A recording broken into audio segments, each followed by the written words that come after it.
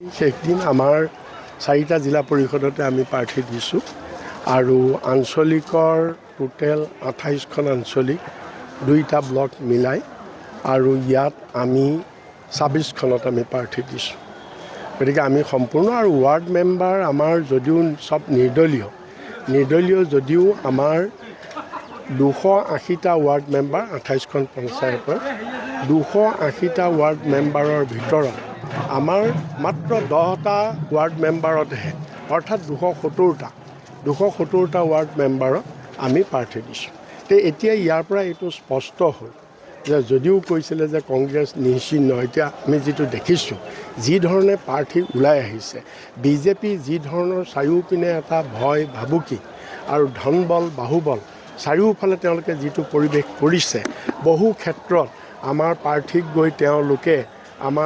গৈ বিভিন্ন ধৰণে ভাবুকি দিছিলে, কিন্তু সেইবিলাক আমাৰ প্ৰাৰ্থীৰ সেই ভাবুকি কেৰেপ নকৰি আমাৰ প্ৰাৰ্থী সাহসেৰে ওলাই আহিছে আৰু সকলোৱে নমিনেশ্যন ফাইল কৰিছে আৰু আমি এতিয়া ৰাইজৰ আদালতত আছে, ৰাইজে আদালতৰ ৰায় দিব।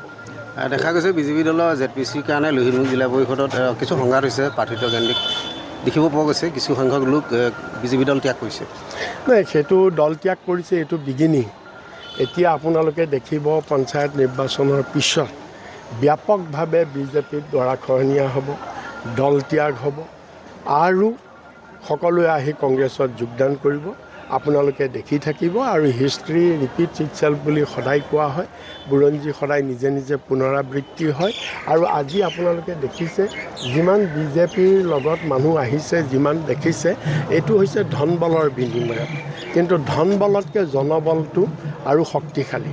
কিন্তু ৰাইজে মনে মনে সিদ্ধান্ত লৈছে, ৰাইজে অন্তৰত সিদ্ধান্ত লৈ থৈছে। আমি জানিব বিচাৰিম গোটেই সমগ্ৰ ৰাজ্যত পঞ্চায়ত নিৰ্বাচন আচলতে কেনেধৰণৰ কংগ্ৰেছ দলে আসন লাভ কৰিব পাৰে?